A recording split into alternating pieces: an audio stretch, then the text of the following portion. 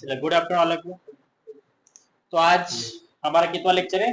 Lecture number 5 होगा, 5 lecture है, जिसमें हम देखने वाले फ्रेडरिक विंस्लो टेलर इनकी साइंटिफिक मैनेजमेंट थ्योरी।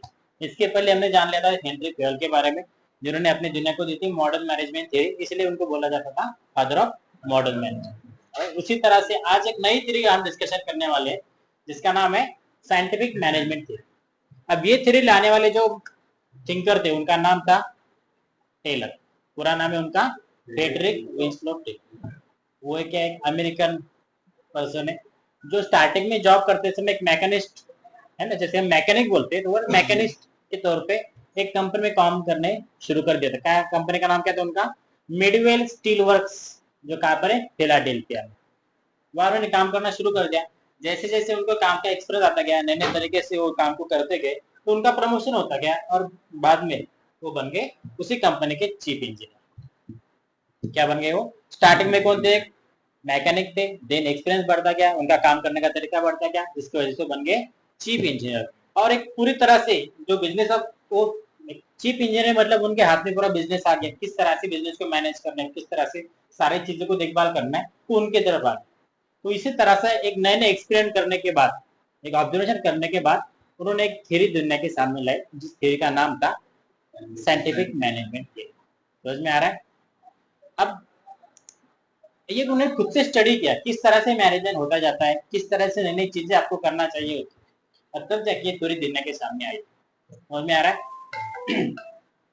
तो जो थ्योरी इनकी बेस है, वो बेस है थ्योरी पूरी तरह से इनके एक्सपेरिमेंट के ऊपर। इन्होंने खुद के बिजनेस में क्या क्या एक्सपेरिमेंट किए, और जो एक्सपेरिमेंट उन्होंने किए वही दुनिया के सामने एक नई तरीके से उन्होंने लाए, और उसी थ्योरी का नाम बाद में देना उनको साइंटिफिक मैनेजमेंट थ्योरी। अब इनका कहना क्या है कि क्या कहते हैं टेलर साहब कि जो मैनेजमेंट थ्योरी है ये बेस्ड है साइंटिफिक एक्सपेरिमेंट पे, तो मैंने आपको बोल दिया। लेकिन डेफिनेशन देखो क्या बोलते हैं। The definition of scientific management, the Frederick Winslow Taylor बोलते हैं कि scientific management consist of knowing what you want men to do exactly. ये एग्जैक्टली आपको करना है क्या है। समझ में आ रहा है कि आपको किस चीज का मैनेजमेंट करना है और क्या करना है, ये पता होना। उसके साथ साथ seeing it that they do it in the best as well as cheapest manner, कि जो भी कुछ आप करोगे वो कैसा करना है, आपको एकदम अच्छे से अच्छा करना है, और कम से कम पैसे में, चीपेस्ट मतलब कम से कम खर्चे में आपको करना है। अगर ये आपको करना है तो आपको क्या करना पड़ेगा? उसी चीज का साइंटिफिक मैनेजमेंट करना पड़ेगा, तब जाके वो अच्छे से काम हो पाएगा। समझ में आ रहा है? तो ये थ्योरी है पूरी, ये थ्योरी बेस से इस तरह से टेलर के ऐसे एक टेक्निक्स के ऊपर, बराबर, कि कोई भी चीज आप करते थे एक साइंटिफिकली उसे अगर आप लोग उसे फॉलो करते तो वो अच्छे से चीज हो पाती। जैसे आपने किसी तरह के बहुत सारे रिसर्च देखे होंगे साइंस के, जैसे लाइट का डिस्कवरी कैसे हुआ, उन्होंने बहुत सारे एक्सपेरिमेंट किए ना, तब जाके लाइट की खोज हो गई। उस तरह हर चीज उसी तरह से मैनेजमेंट भी क्या है, एक साइंस है। अलग अलग एक्सपेरिमेंट करने के बाद उन्होंने ये थ्योरी लिखी है। समझ में आ रहा है? अब इस थ्योरी के प्रिंसिपल क्या बोलते थे, कि जैसे हमने हेनरी फेयल का बोला, उसी तरह से साइंटिफिक थ्योरी के प्रिंसिपल्स क्या होंगे। शुरू करने का फिर विंस्लो टेलर की थ्योरी साइंटिफिक मैनेजमेंट थी। तो पहला प्रिंसिपल है science, not rule of thumb. ये इसके पहले आपने पढ़ा है कभी? Not rule of thumb. Not rule of thumb method मतलब कि किसने तो भी बोल रहा है, वो चल रहा है, चलते जा रहा है, या किसने करके पाया उससे नहीं हुआ, किसने करके पाया कुछ तो हुआ, ट्रायल एरर बेस, इसके हिसाब से जो होता है ना उसे बोलते हैं नॉट रूल ऑफ थंब बोलते हैं उसे। तो इससे उनका कहना है क्या कि जो मैनेजमेंट है वो क्या है? साइंस। समझ में आ रहा है? मैनेजमेंट एक साइंस है, इसे आपको किस तरह से करना पड़ेगा, एक सिस्टमैटिकल वे से आपको इसे फॉलो करना पड़ेगा, तब जाके आपका अच्छा मैनेजमेंट इसमें हो पाएगा। कौन बोल रहा है ऐसा? टेलर साहब। हेनरी फेयर के इसमें मिक्स मत कर देना। तो टेलर साहब बोलते कि जो मैनेजमेंट है वो क्या है? साइंस। ऐसा उनका कहना क्यों है? देखो, rule of thumb decisions are based on personal judgement. देखो ना, रूल ऑफ थंब जो होता है तो किसने तो भी बोला, तो उसके बेस के ऊपर डिपेंड। हर कोई बंदा अलग अलग बात करता है, मुझे जो लगा उससे इस पर्सन को लग सकता है क्या। तो इस तरह से रूल ऑफ थंब चेंज होते रहता है पर्सन के हिसाब से। लेकिन जो साइंस होता है वो साइंस कभी चेंज नहीं होता है। आपने साइंस पता है कोई? एक साइंटिफिकल चीज एक भी पता नहीं है। क्या? ग्रेविटी। अगर कोई चीज आप ऊपर देखते हो तो नीचे क्यों आएगी? ये साइंटिफिकली प्रूफ हुआ है ना। उसी तरह से मैनेजमेंट भी क्या है? एक साइंस ही। सारे एक्सपेरिमेंट करने के बाद प्रूव हो चुका है, बराबर। उसे कोई ऐसा टक्कर नहीं दे सकता कि ऊपर फेंकी हुई चीज नीचे आने ही आएगी, ऐसा नहीं हो सकता। तो हो गए, कंफर्म हो गए, क्योंकि साइंटिफिकली प्रूव हो चुका है। उसी तरह से मैनेजमेंट क्या है? साइंस है। किसका कहना है? टेलर साहब का। याद रखो, टेलर साहब। So the tailor insist upon scientific method for the every small work. कि छोटा से छोटा काम भी क्यों ना हो तो साइंटिफिकली उन्हें करना अच्छा लगता है. So this principle is concerned with the selecting the best way of performing a job after a scientific analysis of that job and not by the trial and error method. कि जो भी काम आप करने वाले उसके पहले कौन सी मेथड से आपको जाना है कि कौन सी इसकी सबसे अच्छी मेथड होगी जिसकी वजह से आपका काम और ज्यादा बेहतर हो सकता है, इसको देखना मतलब साइंटिफिक मैनेजमेंट, बराबर। नहीं तो चलो ये करके देखते हैं, अगर होता तो ठीक है, नहीं तो और दूसरी मेथड यूज कर लेंगे। इस तरह से आप जाते, वो हो गया रूल ऑफ थंब। तो इसमें क्या होगा? आपका टाइम ज्यादा वेस्ट जाएगा, आपके रिसोर्सेज भी वेस्ट हो जाएंगे, जिसके से जो चीज अच्छे से होनी चाहिए होगी क्या। तो इससे अच्छा है कि आपको जो चीज करना है पहले उस चीज की मेथड अच्छे से देख लो और उसी मेथड का यूज करके वो चीज को अच्छा बना, तब जाओगे अच्छे से वो मैनेजमेंट हो पाएगा। इसे बोलते हैं साइंटिफिक मैनेजमेंट। समझ में आ रहा है? तो इसका फायदा क्या होगा? This will help in saving time. अगर आपने पहले एक अच्छी मेथड ढूंढ ली तो क्या होगा? आपका काम बच जाएगा। As well as the human energy, की आपकी एनर्जी भी क्या होगी? बच जाएगी। And will result in the expected standard output. जो भी आपको रिजल्ट मिलेगा वो पॉजिटिव या अच्छा ही रिजल्ट मिलेगा। समझ में आ रहा है? So according to the Taylor, even a small production activity like loading iron sheets in the box cars can be scientifically planned. मतलब आप कोई भी काम जब करने जाते हो तो वो एक प्रोसेस से जाना चाहिए, और जो प्रोसेस आपको कौन सा फॉलो करना है उसका मेथड आपने खुद से पहले तय करके रखना चाहिए। जी चलो, आपको अभी 12 का पढ़ाई करना है तो आप एक प्लान बनाओगे ना कि आपको कौन से सब्जेक्ट का स्टडी करना है, उसके लिए कौन कौन सी चीजें चाहिए, बुक्स चाहिए, नोटबुक चाहिए, डाइजेस्ट चाहिए और कुछ चाहिए, पेन पेंसिल, सारी चीजें वो आप सारे साथ में ला के रखोगे, बराबर। दिन उसके साथ आपको सब्जेक्ट वाइज प्लान होगी, पहले मुझे कौन सा सब्जेक्ट पढ़ना है, पहले इंग्लिश पढ़ना है, पहले ओशन पढ़ना है या अकाउंट पढ़ना है।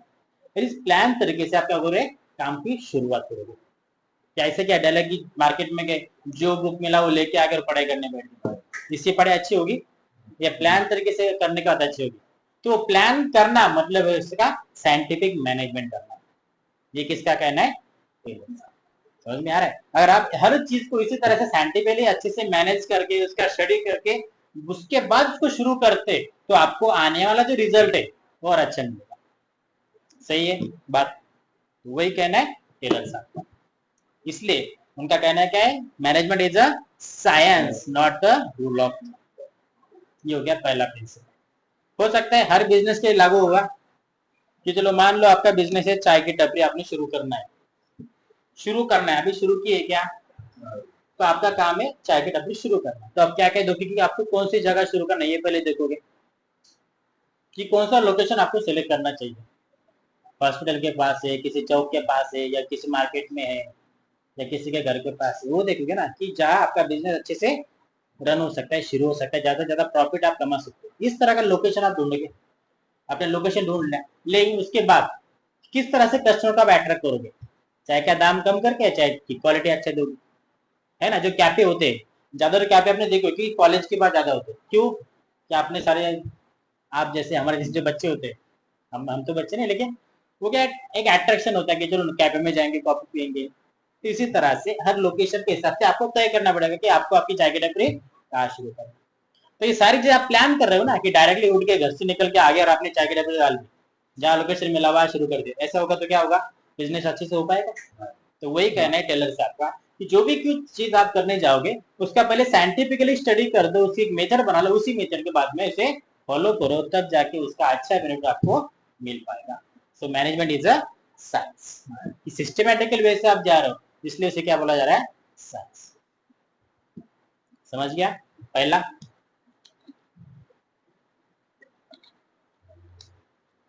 अब दूसरा, है हार्मनी नॉट डिस्कॉर्ड। हार्मनी का मीनिंग पता है? भाईचारा वर्ड सुना है? भाईचारा मतलब सब लोग अच्छे से रहेंगे, किसी तरह का झगड़ा दोनों के बीच में नहीं होगा। इस तरह का माहौल आपको बिजनेस में बनाना होता है।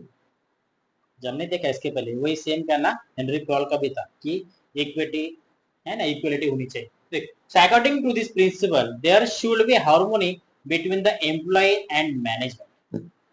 So this coordination will help in minimizing the conflicts between them, and the perfect understanding between employee as well as management will be helpful in creating healthy work environment for achieving the desired goals. That is the success. कि जो भी आपका business है, आपके business में काम करने वाले दो लोग होते हैं, एक है आपके एम्प्लॉय बराबर, और दूसरा आप खुद, मतलब आप जो ओनर हो सकते हैं या फिर मैनेजर हो सकते हैं बराबर। इन दोनों का साथ में कनेक्शन तो होना ही है। मैनेजर कुछ बोलेगा तब जाके एम्प्लॉय कुछ करेगा, और दोनों ने बीच में झगड़े करते बैठे थे तो बोल लेके मैं नहीं सुनूंगा तो क्या होगा, कॉन्फ्लिक्ट होता जाएगा, बिजनेस आगे बढ़े या पीछे आएगा। तो जितना अच्छा इन दोनों के बीच में हार्मनी रहेगी, उतना अच्छा माहौल रहेगा, उतना अच्छा बिजनेस बढ़ने के लिए उसकी मदद मिलेगी और आपका बिजनेस आगे बढ़ता है। So they should give, so organization should think about the maximum prosperity of the employees also. तो उसी के लिए आपको क्या सोचना चाहिए, किस तरह से आपका एम्प्लॉय आपके बिजनेस में खुश रहे, उसके लिए क्या करना चाहिए क्या नहीं करना चाहिए। आप अच्छे से जानते हो कि आपके बिजनेस को आपका एम्प्लॉय अगर खुश रहेगा तो आपका बिजनेस अच्छा बढ़ेगा, अच्छा ग्रो होगा, और वो खुश नहीं रहा तो वो तो डूबेगा, आपको भी ले डूबेगा। पता है ना ऐसा, अगर एम्प्लॉय को आपने जो चीज चाहिए अच्छे से टाइम पे सैलरी देना चाहिए, बोनस देना चाहिए, लेकिन और कुछ जिसकी वजह से वो अच्छा काम कर सके, उसे ट्रेनिंग देना चाहिए, ये सारी चीजें आप करोगे तो उससे क्या होगा, आपके बिजनेस का माहौल अच्छा बनते जाएगा, आपका बिजनेस भी इजीली ग्रो होता जाएगा बराबर। ये कहना है हार्मोनी नॉट डिस्कॉर्ड। डिस्कॉर्ड मतलब एक दूषित वातावरण में चल रहा हो, जितना अच्छा माहौल रहेगा उतना अच्छा बिजनेस आगे रन होता है। समझ गए, ये दूसरा। तीसरा है मेंटल रिवॉल्यूशन। रिवॉल्यूशन मतलब क्रांति, ये होता है ना रिवॉल्यूशन का मीनिंग, क्रांति। अब यार इसका वर्ड है मेंटल रिवॉल्यूशन। मेंटल मतलब अपना मेंटल पीस, दिमाग की शांतता है ना, ये दिमाग का दही मत बनाओ, उसी तरह की शांति, वैसे मेंटल पीस बोल सकते हैं। तो इसके बारे में देखो, तो Taylor introduce the concept of mental revolution. अब टेलर के भाषा में इसे क्या बोलते थे, the principle focus on the change in the attitude of the employee as well as management towards each other. And so both should realize their equal importance in organization, and they should give full cooperation for achieving the goal of the goal of organization, and this will increase the productivity of the projects. अब देखो मैंने यही बोला कि इसके पहले अगर employ और मैनेजर का झगड़ा हुआ तो उनका मेंटल जो शांति होती है उनको मिलती रहेगी क्या, वो मानसिक तरीके से दोनों डिस्टर्ब होते जाएंगे, और जिसका डायरेक्टली इम्पैक्ट इसके ऊपर गिरेगा, बिजनेस में आगे बढ़ पाएगा ना, तो आपको आगे बढ़ने देगा बराबर। तो इस तरह का वातावरण आपके बिजनेस में ना, उससे क्या होना चाहिए, मेंटल रिवॉल्यूशन। उसकी लाजमी मेंटल रिवॉल्यूशन मतलब क्या, कि एक शांति बनाए रखना चाहिए, बिजनेस में अच्छा माहौल होना चाहिए, सब लोग साथ में मिलकर काम करना चाहिए, तब जाके बिजनेस अच्छे से ग्रो होगा। और इसी चीज को उन्होंने बोला है मेंटल रिवॉल्यूशन।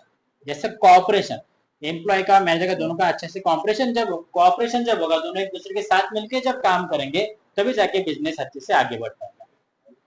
समझ में आ रहा है, तो इसे बोला जाता है मेंटल रिवॉल्यूशन। किसके थ्योरी है, टेलर साहब की। इसे टेलर साहब को नहीं भूलने का। देखो 3 प्रिंसिपल देखे हमने। पहला क्या है, साइंस, कि जो भी मैनेजमेंट है वो क्या है, साइंस है बराबर। किसी बाबा ने बोल दिया ऐसा नहीं है, हर चीज को उसमें एक्सपेरिमेंट किया तब जाके उन्होंने क्या बोला, मैनेजमेंट इज अ साइंस। हो गया पहला। दूसरा हार्मनी नॉट डिस्कॉर्ड, कि आपका बिजनेस जब होता है, बिजनेस में किसी तरह का मैनेजर हो एम्प्लॉय दोनों के बीच में झगड़े नहीं है, जितना अच्छा माहौल रहेगा उतना अच्छा बिजनेस आगे। उसी तरह से मेंटल रिवॉल्यूशन, अगर माहौल अच्छा रहेगा, दोनों की मेंटल पीस अच्छे से रहा तो अच्छे से काम कर पाएंगे और उसका इम्पैक्ट मिलेगा आपके बिजनेस के ऊपर, जो कि अच्छा ग्रो।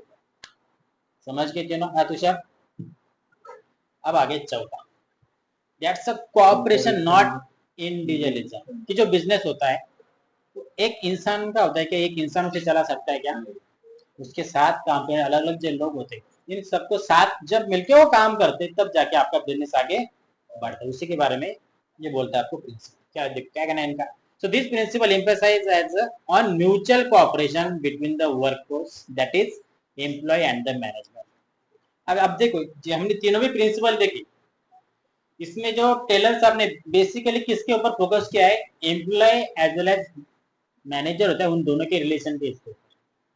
पहला भी देखा, दूसरा भी देखा। पहला ही तो मैनेजमेंट था, लेकिन दूसरा और तीसरा दोनों में मेन फोकस किस रहा था कि दोनों के बीच में का रिलेशन कैसा। अगर दोनों के बीच में का रिलेशन अच्छा रहा तो बिजनेस अच्छा होगा। उसी तरह से तीसरा, ये चौथा भी यही बोल रहा है कि किस तरह से आपका बिजनेस में एम्प्लॉय का और मैनेजर का दोनों का रिलेशन किस तरह से, उसके ऊपर आपका बिजनेस डिपेंड है। समझ में आ रहा है? जैसे म्यूचुअल कोऑपरेशन से बोल सकते हैं। So due to the cooperation, the trust, team spirit and etc. internal competition will turn into the healthy working environment, and so the management should always consider the suggestions given by the employee in a decision making process. बराबर है कि आपके business में काम करने वाले जो employ है उनको एक रिस्पेक्ट देना चाहिए। अगर वो कुछ आपके बिजनेस के लिए बात करे तो उसमें कुछ तो अच्छी भी चीज हो सकती है जो आपके बिजनेस को आगे लेके जा सकती है, तो उनकी बात आपने सुन के लेना भी चाहिए और उसे इम्प्लीमेंट हो सके तो इम्प्लीमेंट भी करना चाहिए। इससे क्या होगा, आपका मैनेजर का एज एम्प्लॉय का दोनों के बीच में का रिलेशन और अच्छा बनते जाएगा कि उनको भी सेम रिस्पेक्ट मिलती जाएगी कि ना कोई छोटा है ना कोई बड़ा है। एक तरह का उनका जो भेदभाव होता है भेदभाव पूरी तरह से कम हो जाएगा और उसका इम्पैक्ट दिखेगा आपके बिजनेस के प्रॉफिट के ऊपर।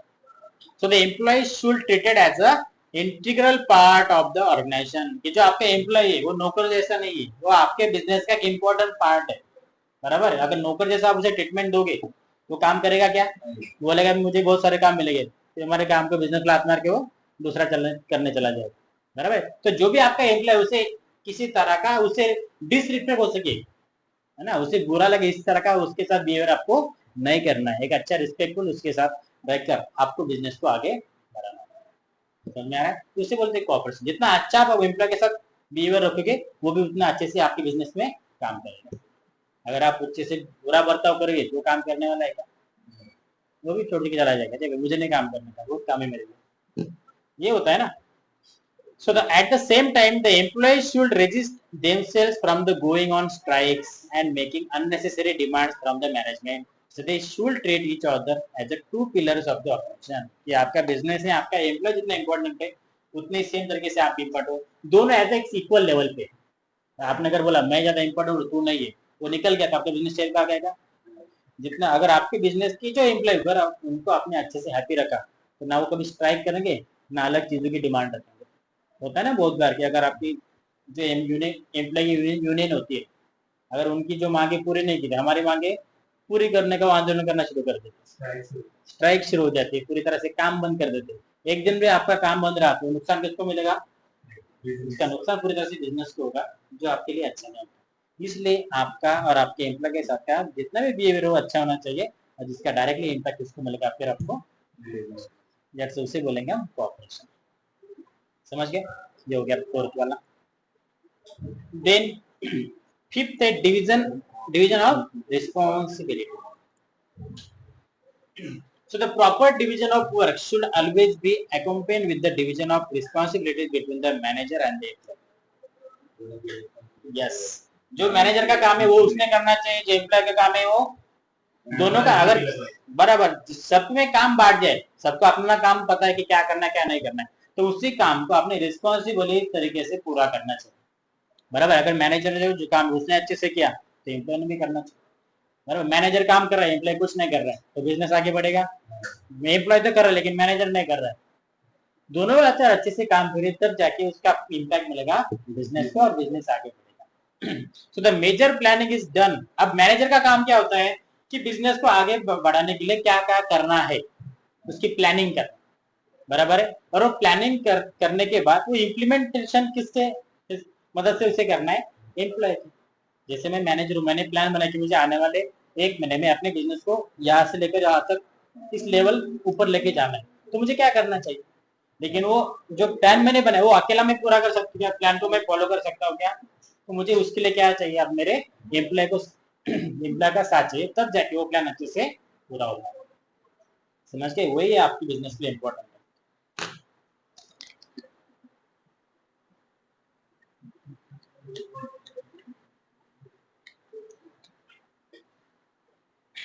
आपका बिजनेस देखो, आपने कुछ स्टेप बाय स्टेप बताइए। सबसे पहले आपका ओनर है, मैनेजर है, उसके नीचे सुपरवाइजर है या फिर कोई होता है ना टीम लीडर वगैरह, उसके नीचे एम्प्लॉय। तो एक फ्लो होता है, स्टेप बाय स्टेप लोग काम करते हैं।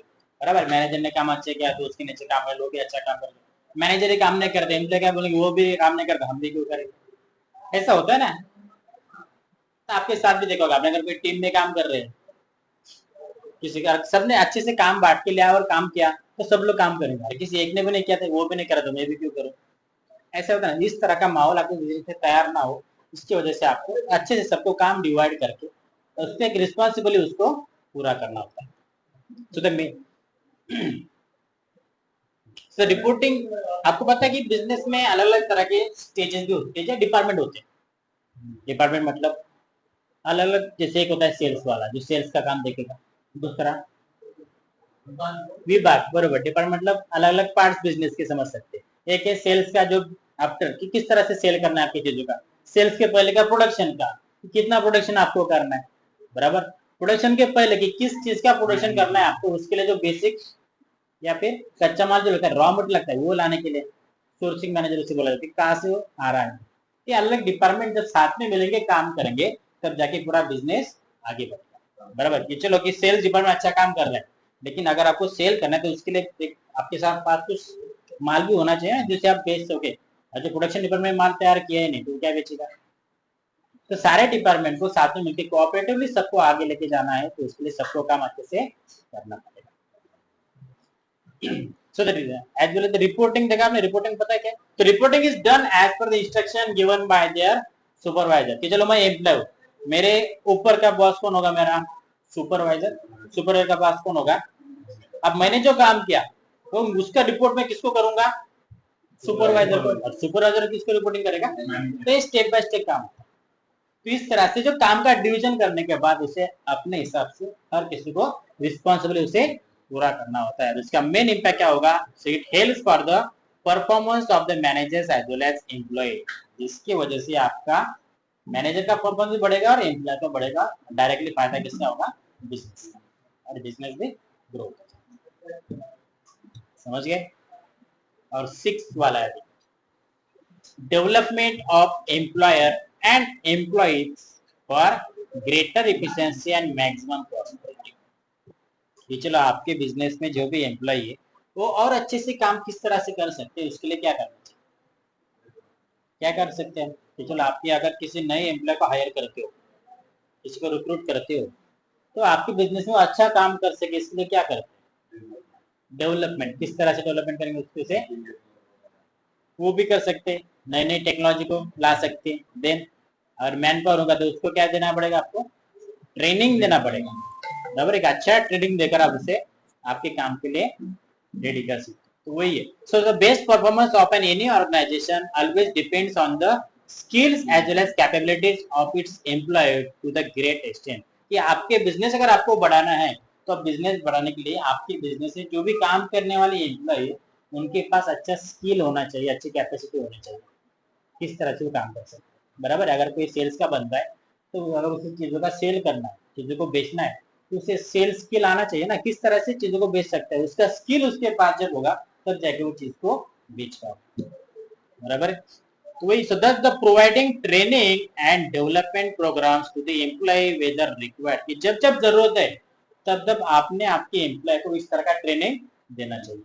ये ट्रेनिंग देने का फायदा किसको होगा, बराबर। जो स्किल एम्प्लॉय के अंदर नहीं थी वो स्किल नए तरीके से डेवलप होगी और उसी स्किल का यूज करके अपने बिजनेस को ग्रो करने की मदद करेंगे। समझ में आ रहा है। सो आपको देना क्या जरूरी है उनको, skills, training. So ultimately affect on the profitability of the organization. Each employee should be given proper opportunity to attain greater efficiency and maximum prosperity. Her businessman में जो एम्प्लॉय होता है, जिस एम्प्लॉय को अच्छे से ट्रेनिंग मिला, उसके अच्छे से डेवलपमेंट हुए, तो उसका डायरेक्टली प्रॉफिट किसको मिलेगा, बराबर। यही है। So development of the employee, जो एम्प्लॉय उसे किस तरह से आप डेवलप कर सकते, कि होता है ना कि टाइम के साथ साथ नई नई चीजें मार्केट में आती है, तो इसका इस्तेमाल किस तरह से करें वो हमें पता नहीं होता। अगर आपने पहले देखा होगा कि जो बिलिंग होता था, बिलिंग लोग हाथ से लिख के देते थे, लेकिन अब हाथ से लिखने वाली बिलिंग बहुत कम हो जाए, अब कैसे आता है, डायरेक्टली कंप्यूटर जनरेटर। तो वो कंप्यूटर चलाना कैसे, वो तो एम्प्लॉय तो आना चाहिए ना। अगर वो नहीं आता उसे काम से निकाल दोगे क्या आप, उसे क्या करना पड़ेगा, उसे ट्रेन करना पड़ेगा, किस तरह से आप उस कंप्यूटर को चला सकते हो उसको सिखाना पड़ेगा। एक बार वो सीख गया तो आपका काम भी हो जाएगा और उसे भी अच्छे से काम मिल जाएगा। समझ में आ रहा है? तो इस तरह से ट्रेनिंग देखिए आपको एम्प्लॉय को डेवलप करना होता है, जिसका फायदा आपको बिजनेस में मिलता है। समझ गए? तो ये 6 प्रिंसिपल है आपके साइंटिफिक मैनेजमेंट थ्योरी की, जो किसने दिए हमें? टेलर साहब। क्या है उनका, टेलर साहब का पूरा नाम? तुषार, क्या नाम है टेलर साहब? Winslow Frederick Taylor. तो फ्रेडरिक विंस्लो टेलर कहाँ गए ये? अमेरिका। ग्रीक के नहीं भाई, अमेरिका के। बराबर। क्या करते थे वो? कौन है? साइंटिस्ट नहीं है, मैकेनिस्ट थे। सिर्फ मैकेनिक बोल सकते हैं, मैकेनिक थे। लेकिन बाद में जिस तरह से उनका एक्सप्रेस आता गया, वो बन के उनके कंपनी के चीफ इंजीनियर। Scientific management. तो उन्होंने क्या किया, अपने सारे बिजनेस को अच्छे से साइंटिफिकली मैनेज किया और उनको लगा कि नहीं, जो मैंने किया वो सारी दुनिया को पता होना चाहिए। तो उन्होंने ये थ्योरी, इसका नाम क्या रख दिया?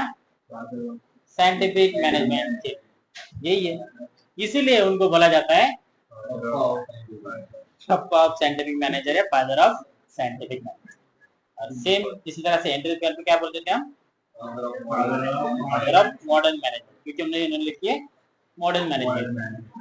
यहाँ तक समझ गया? अब इनकी भाषा में साइंटिफिक मैनेजमेंट मतलब क्या है, उसकी स्पेशल एक डेफिनेशन दी है। क्या है बोला गया डेफिनेशन में? It consist of knowing what you want mean to exactly आपको करना है, ये एक तो पता होना चाहिए पहले। वो पता होने के बाद उसे किस तरह से अच्छे तरीके से कम पैसे में जो करते हो, इसी जो प्रोसेस होती है उसे बोलेंगे साइंटिफिक मैनेजमेंट। समझे? पहले करना क्या है और उसे किस तरह से हम सस्ते दामों में और अच्छे से करो, सस्ते में अच्छा करना है। तो ऐसा जो प्रोसेस होता है उसे बोलते हैं साइंटिफिक मैनेजमेंट। यहाँ तक क्लियर हो गया? कौन थे, किसने क्या किया, कौन सी थ्योरी थी? अब आते हैं उनके एक्चुअल प्रिंसिपल्स पे। टोटल कितने प्रिंसिपल्स हैं? 6 प्रिंसिपल। और ये हेनरी ट्वेल्व के कितने थे? 14 प्रिंसिपल। ये तो 6 ही है, मतलब उनसे तो बहुत कम है। पहला प्रिंसिपल क्या है? जो मैनेजमेंट है वो क्या है? साइंस। साइंस है, नॉट थंब रूल नहीं। किसने बोला कि किसने ट्राई एंड एरर करके देखा, वैसा नहीं है ये। कहाँ जाने बेटा? आपको एडमिशन प्रोसेस करना है, ठीक है। तुम्हारा तो कल था ना शायद? अच्छा, तो आप तो अभी यहाँ से स्कूल जाओगे? पहले घर जाके स्कूल।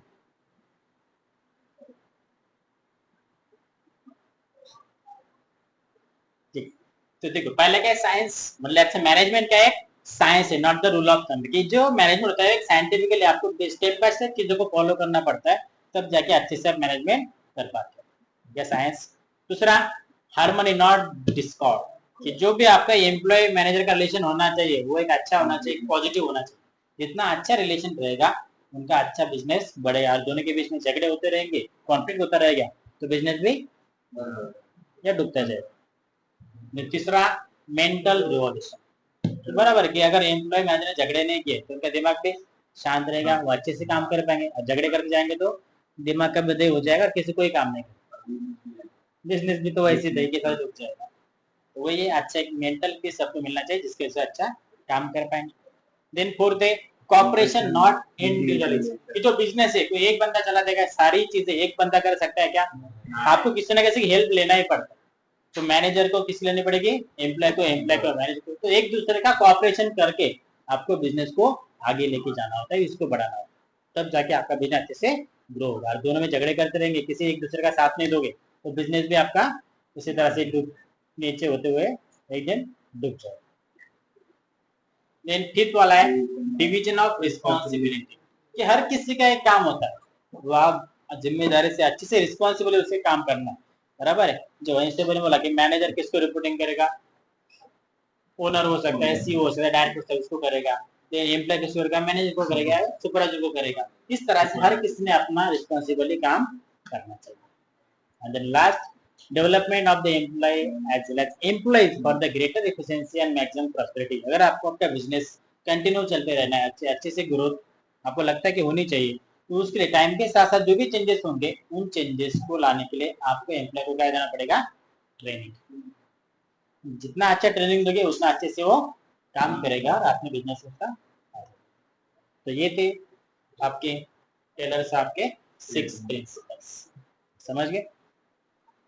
अब इसके बाद का टॉपिक है वो है टेक्निक्स ऑफ साइंटिफिक मैनेजमेंट, कि किस तरह से आपने जो टेलर साहब ने बोला कि आपको मैनेजमेंट करना है, हम साइंटिफिक बात तो कर, लेकिन साइंटिफिक किस तरह से कर सकते हैं हर चीज को, उसके लिए ये कुछ टेक्निक्स दी गई है। टेक्निक अब हम अगले लेक्चर में देखेंगे, ठीक है। तो आज के लिए यही स्टॉप करते हैं। अगर इसमें कुछ डाउट है तो आप मुझे पूछ सकते हैं, ठीक है। रुकना है फिर आज के लिए। चलो फिर आज का लेक्चर यही स्टॉप करते हैं। Thank you for watching.